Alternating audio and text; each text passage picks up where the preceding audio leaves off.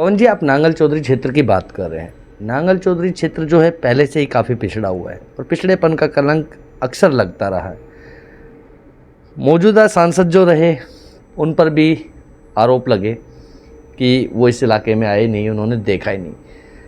अब India alliance से जो प्रत्याशी हैं राव दान सिंह मैदान में हैं, महेंद्रगढ़ भिवानी लोकसभा क्षेत्र से। क्या जो नांगल चौधरी पर पिछड़ेपन का जो कलंक लगा हुआ है, क्या वो उसे धो पाएंगे?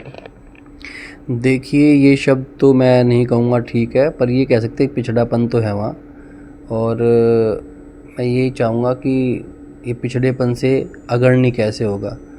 तो मैं यहाँ के जो भी मतदाता है उनसे कहना चाहूँगा कि अपनी बहुमूल्य वोट को ऐसी जगह दें जो आपको पिछड़ेपन से अग्रणी उसमें लेके आए। तो और मेरा सुझाव भी यही रहेगा और अपील भी यही रहेगी यहाँ की जनता से कि भिवानी और दादरी, महेंद्रगढ़, नारनौल, नांगल चौधरी, अटेली, जितनी भी कॉन्स्टिट्यूंसी है 9 की 9 कॉन्स्टिट्यूंसी, ये इसको विकल्प के रूप में देखें कि जो यहाँ मूलभूत सुविधाएं दान सिंह जी प्रोवाइड करा सकते हैं, मेरे को नहीं लगता कोई और करा पाएगा। उसका कहने का मेरा तात्पर्य है कि जो एक्सपीरियंस बंदा है ना, वो एक्सपीरियंस बंदा ही इन चीज़ों को करेगा। अगर कोई नया बंदा है तो नए के आपने पहले देखी हैं चीज़ें कि अगर मान लो जब वो सीखता है तो 5 साल हो जाते हैं। तो मेरे को नहीं लगता कि कोई जनता के पास इसके अलावा सोच होगी कि कोई भी इंसान आएगा जिसको वोट देंगे तो जनता की एक ही सोच होगी कि ये पिछड़े से अग्रणी कैसे हो। नांगल चौधरी क्षेत्र जो है स्वास्थ्य सुविधाओं के मामले में भी डल सा रहा है। स्वास्थ्य सुविधाएं भी वहाँ ना के बराबर रही हैं। उन स्वास्थ्य सुविधाओं को बढ़ावा देने के लिए क्या विचार रखते हैं आप?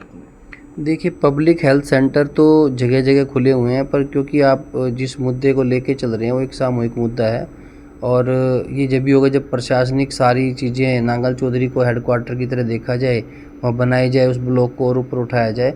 तो ये जो आप बता रहे हेल्थ इश्यूज़ कि हेल्थ में क्या है कि अगर मान लो किसी को कुछ हो जाता है तो उसके लिए मेरे ख्याल से कोई जयपुर ही जाना पड़ता है।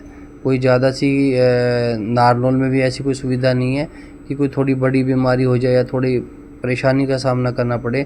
तो मैंने अक्सर देखा है लोग जाके जयपुर इलाज कराते हैं। तो उसके लिए मैं कहना चाहूँगा कि भाई अगर यहाँ पे ये चिकित्सा सही ढंग से उपलब्ध कराई जाएगी तो एक हेल्थ इशू भी यहाँ के ख़त्म किए जा सकते हैं। रावदान सिंह जी चुनाव जीतते हैं तो उनका नांगल चौधरी क्षेत्र के लिए क्या विशेष योगदान रहेगा जी? देखिए, अगर आप कह रहे हो जीतते तो मैं तो कहूँ जीत चुके हैं। अगर मान लो दान सिंह जी का जो आगे इसके फोकस रहेगा वो ये रहेगा कि भाई जो संपन्नताएँ 8 कॉन्स्टिट्यूंसी में है उन संपन्नताओं को थोड़ा सा गति देनी है। लेकिन नांगल चौधरी में तो शुरुआत करनी पड़ेगी, प्रोग्रेस की शुरुआत करनी पड़ेगी। यही फ़र्क होगा कि वो जहाँ जो चीज़ें चली हुई हैं उनको थोड़ा फोर्स करना है, थोड़ा उसको हल्का सा बढ़ावा देना है। बाकी जो चीज़ें डंप पड़ी है जैसे नांगल चौधरी है, ये कहीं पे दूर दूर तक दिख ही नहीं रहा है कि कोई ये कॉन्स्टिट्यूंसी है या कोई हल्का है। तो वो सारी चीज़ें वहाँ रिकॉग्नाइज़ करके और वो सारी चीज़ें वहाँ ठीक की जा सकती है, जिसके लिए रावदान सिंह से बढ़िया कैंडिडेट कोई मुझे नज़र नहीं आ रहा। नांगल चौधरी एक कस्बा जैसा क्षेत्र सा लगता है पवन जी, और उसमें आरोप ये भी लगते हैं कि इस कस्बे में किसी तरह के विकास कार्य नहीं हो पाए। अगर रावदान सिंह जी जीतते हैं, मैं तो यही कहूँगा क्योंकि अभी तो परिणाम आया नहीं है, अगर वो जीतते हैं तो उन इलाकों का क्या वो जगमग कर पाएंगे? देखिए शर्मा जी, परिणाम तो जनता ने देने हैं और जनता ने अपना रुझान दिया हुआ है, जनता ने अपना सपोर्ट दिया हुआ है। जनता की जो सहयोग, जनता का जो सहयोग मिल रहा है उसी से मैं कह रहा हूँ कि समझो कि परिणाम आ चुका है, कहीं घबराने की ज़रूरत नहीं है। और इस जनता ने जो चुना हुआ अपना नेता है वो नेता उनकी भी कसौटी पे खरा ही उतरेगा। पवन जी, मेरा एक फाइनल सवाल है आपसे। अगर रावदान सिंह जी जीतते हैं तो हम क्या मान के चले कि नांगल चौधरी क्षेत्र से जीत का मार्जिन क्या होगा? देखिए, ये कहना बहुत मुश्किल है कि क्या होगा, ये तो कोई एनालिसिस बता सकते हैं, लेकिन जो मैं ये बता सकता हूँ कि अच्छा मार्जिन होगा। और जो यहाँ की जो पब्लिक है, जो जनता दिखा रही है, वो मेरे को लगता है कि कम से कम ऐसा मार्जिन होगा जो बहुत ही ऐतिहासिक रहा हो। तो मेरे साथ समाज सेवी पवन यादव मौजूद थे।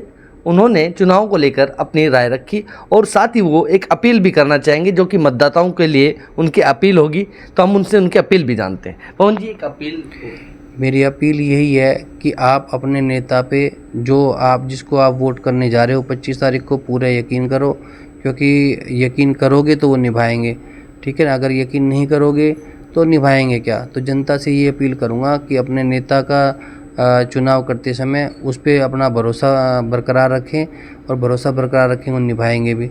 और मैं साथ ही साथ ये अपील भी करूँगा कि दान सिंह जी पे एक बार यकीन करके देखो। पहले भी लोगों पे यकीन किया है तो आपका पूरे का पूरा पिछले 15 साल का तजुर्बा है बिल्कुल उसके विपरीत मिलेगा। यहाँ पे बहुत ही ज़्यादा रोज़गार के वो कोशिश की जाएगी और सभी को शिक्षा दी जाएगी। और मुझे नहीं लगता है कि फिर यहाँ इसका पिछड़ापन की जो एक बात हम कहते हैं कि वो ख़त्म हो जाएगी, मेरा मानना ये है। तो पवन यादव जी ने चुनाव को लेकर अपील भी की और लोगों को ये भी बताया कि अपने नेता का चुनाव करते वक्त आप विशेषकर उस चीज़ पर फोकस करें कि वो नेता उस क्षेत्र के लिए विकास कार्य करवा सके। कलम की ताकत के लिए नारनौल से नितिन शर्मा।